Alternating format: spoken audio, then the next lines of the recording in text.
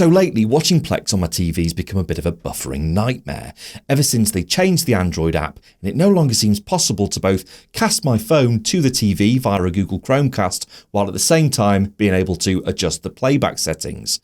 So I bought myself one of these, a ROKU Express 3960 EU, which comes highly recommended by my mate Phil, who says that he uses one of these all the time to watch Plex and says it's pretty solid and reliable. So in this video, I'm going to unbox it, put it to the test and see whether it's quite as good as my mate Phil says it is. So this literally is just arrived from the doorstep. It's the ROKU Express, new for 2023. It's actually now 2025, so it's not very new anymore. But like I say, a friend recommended this and I just really want to give this a go to solve my frustrating Plex streaming issues. So it's just a case of opening this up and seeing what's in there.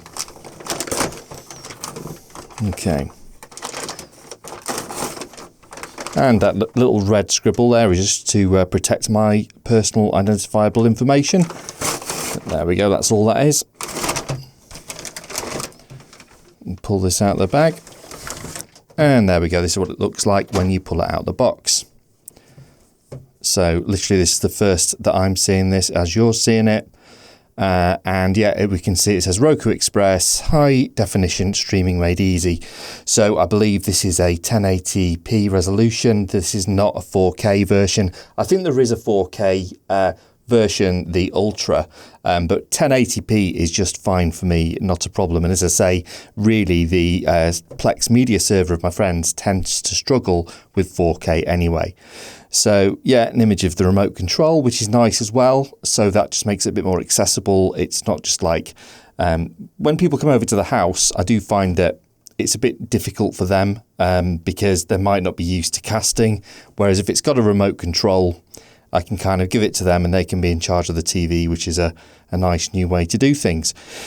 So yeah, the easy way to stream, we've just got this on the back here. Enjoy a massive selection of free and live TV, easy search across top channels and a customizable home screen. I'm really looking forward to actually seeing exactly what apps you get here. The big selling point for me, as I say, was Plex, but I believe it also does like Netflix. You can see here Disney Plus, Apple TV, iPlayer, Roku Channel, ITV Plus, Now TV, Channel 4, 5, so all the major ones, which is great because my TV doesn't have all of them. I did actually try to upload Plex directly onto my TV just to install the app, and it actually completely shafted the TV. I had to spend like £300 to get it repaired. So a little bit of a closer look at this box here. We've got HDMI input here.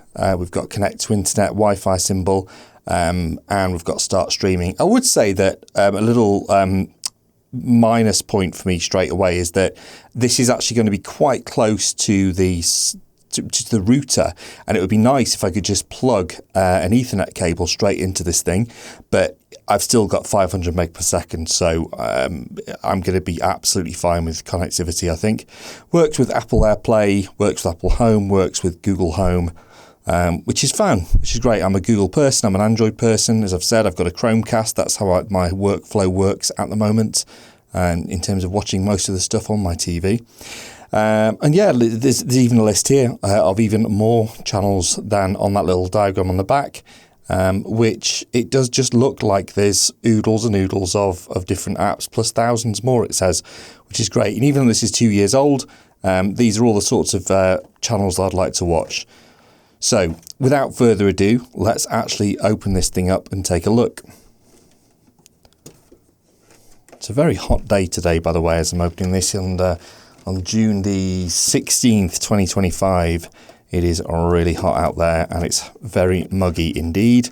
Might just want to invest in an air conditioning unit. Who knows, that might be the next unboxing video. Okay, well, that's not easy to get into, but there is a little sticker here, little sticker that I can just get into. Really, I should have brought some scissors. That was rather disorganised of me, being an unboxing video and all that. But this video is going to have minimal editing, actually, because I'd spend a lot of time editing. I'm not a full-time YouTuber, and you know what? People tend to watch for longer the less editing I do, which is crazy, isn't it? Because the whole point of editing is to keep people watching. But actually, if I just do the camera, let the camera roll and just talk, people tend to respond to that better.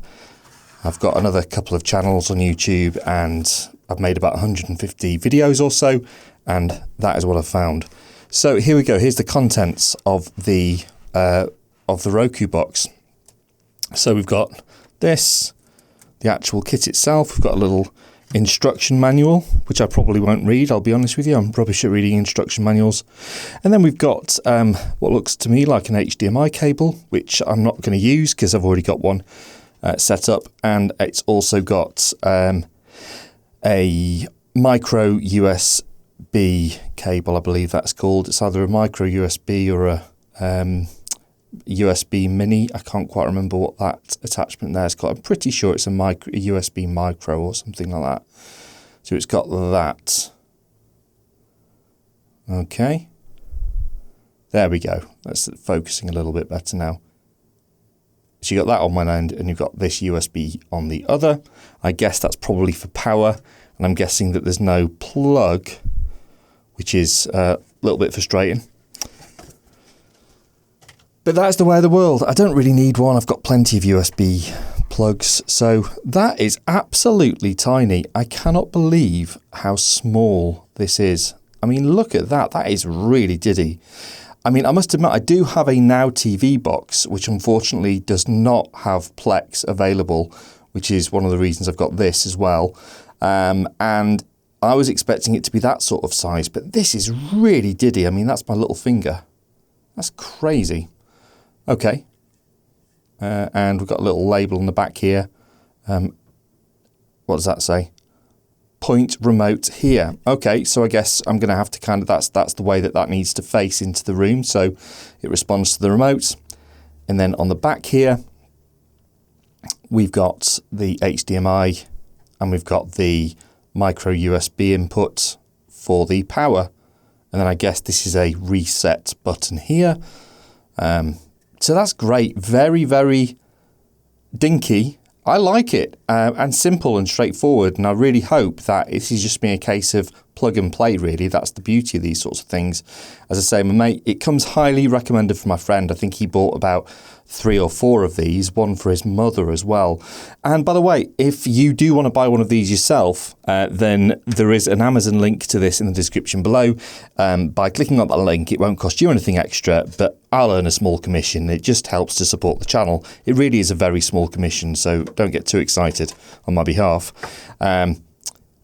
But it just kind of makes it worthwhile going to the effort of making this unboxing video rather than just setting it up. So here we go. And this is the remote control. I would say that this is actually disproportionately big compared to the actual ROKU itself. I mean, look at that. That's a lot bigger than the actual device is. But we'll take a close look at this in a moment when we go downstairs and plug it all in. But you can see we've got a Netflix button, a Disney Plus button. I don't know if you can hear that very low flying plane over me. We don't get too many of them. Hopefully it's not going to crash into my house. But we've got a Prime button, which is great because I'm a Prime customer. I also have Disney and Netflix. But that's great that you've got these shortcuts. I really like that. And I think that most people probably will as well because they are just the most popular streaming platforms. We've got Home button, just very familiar. This is quite similar to the Now TV, but I would say it's a better remote simply because you've got more shortcuts here, which is great. A return button or a backspace, a back rather, previous menu type button. Not sure what that is. The asterisk doesn't what that does, but I'm sure we'll find out. A sort of a rewind, a play, pause, and a forward, fast forward.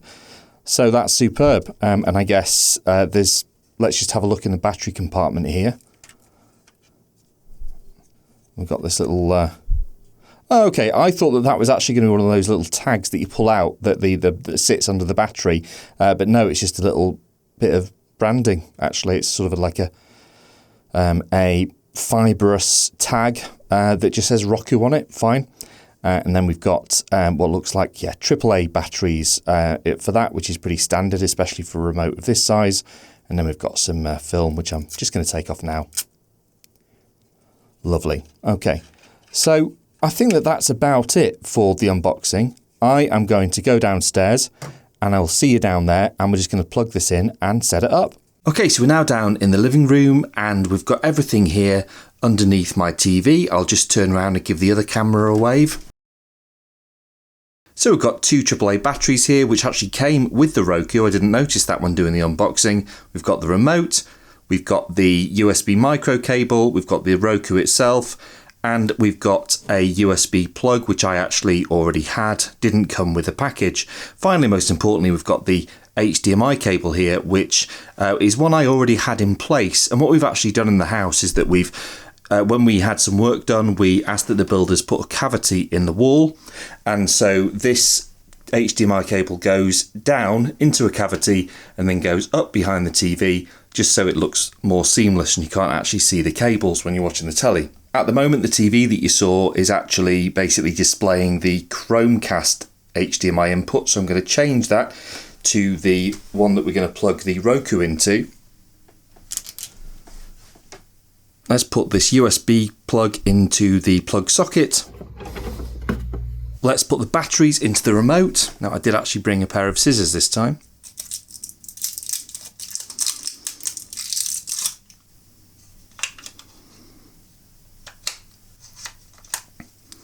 Okay, they're in there. Let's put the cover on the back on. There we go. Remote control now has batteries in it. Next, I'm going to plug in the HDMI cable to the Roku. Going to take this label off. I don't want that to get in the way of the remote working.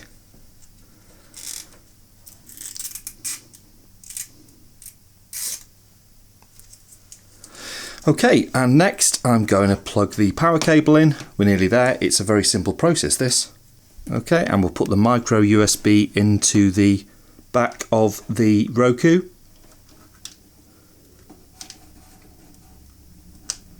There we go. And we'll put the other end of that cable into the USB plug. Okay, turn the power on. Cool, something is happening. The Roku screen's just come straight on. Let's get started. English.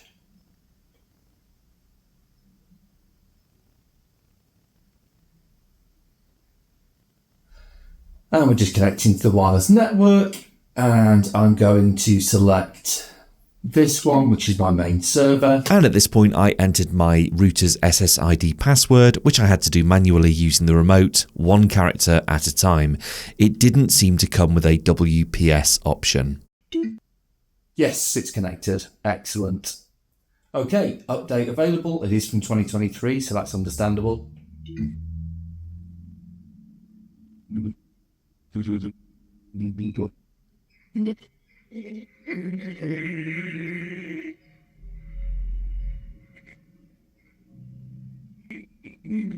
Okay, the screen's gone black while it just updates and restarts. Here we go.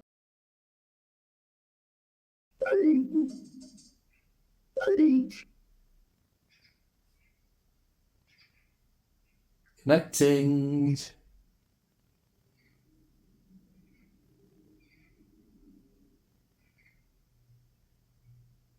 Downloading.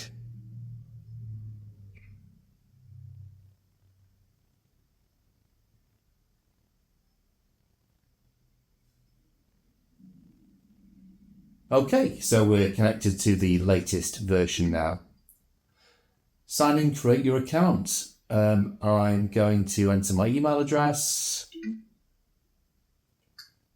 In fact, let me activate with a QR code, but I'm going to swap the cameras around at this point. Right, okay, I've just had to swap my cameras around so that I can actually access my phone for this bit. So let me do it with a QR code.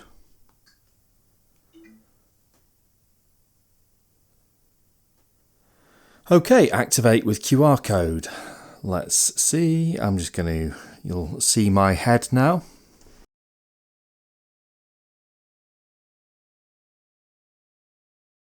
And at this point, I registered for Roku on my phone, and this involved a lot of filling in personal information, so I'm going to skip that bit and get you to the part where I'd verified my email and it was asking me to add apps.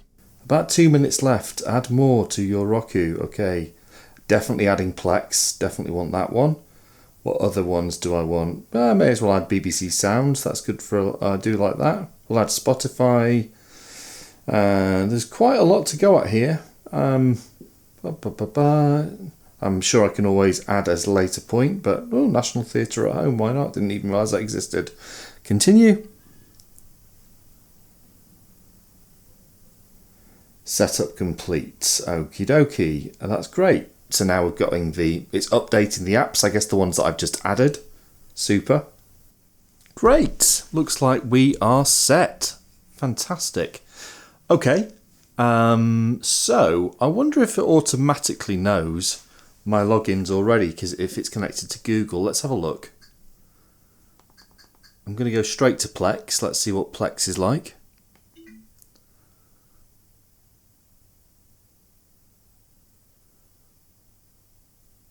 Okay, I'm going to sign in. Okay, use your Roku account address to sign into Plex, which is that one. Great. So, okay, so it's basically, it knows my email address. So it knows my Gmail account, so let's use that. But it doesn't know my passwords, fair enough. It's not a Google device, I suppose it's a good thing that it doesn't know my passwords. So let's just find my Plex account password. And more passwords that you don't need to see. Sign in. Here we go. Cool, okay, here I go. This is me.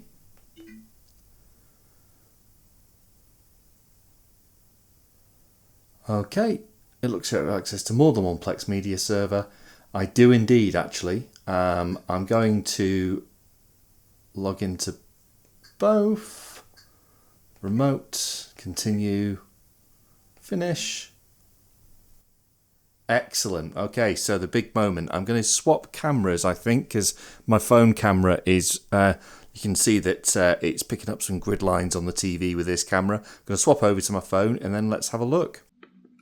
Okay, so I'm now going to try playing Avatar, and let's see if we get any buffering. Resume.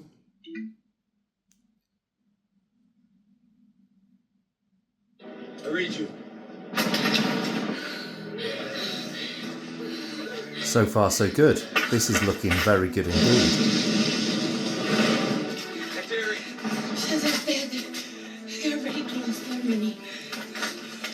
Colours looking good, sounds okay. And it's very stable, this is great.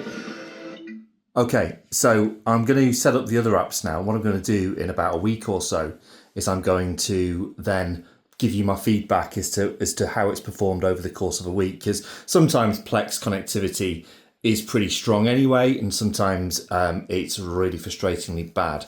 So yeah, I'll get back to you on that in a week, but in the meantime, let's continue to set all the other apps up. So I've been using the Roku for just shy of 2 weeks now, and I've got to say it's absolutely rock solid. The performance on Plex is so much better than using a phone. I really don't understand why it's so much better than using an app on my phone, but I guess that the Roku is just designed to stream stuff, and it does so extremely well. What I would say is the only time when it did let me down, it wasn't the Roku or Plex that was letting me down. It was just that the Plex media server itself was offline. It wasn't connected to the internet. That's the only time that I've had an issue. Other than that, there's been absolutely no buffering. I've also downloaded the Roku app on my phone, so I don't need to use the remote. Family are really happy. And yeah, I think I'm going to buy a second one now for the second TV. So I hope this video has been helpful to you. If it has, please do consider liking, subscribing to the channel. There is a link below if you want to buy one yourself. And if you do so, it would be supporting the channel without costing you anything extra. So thank you so much for watching, and I'll see you in the next one.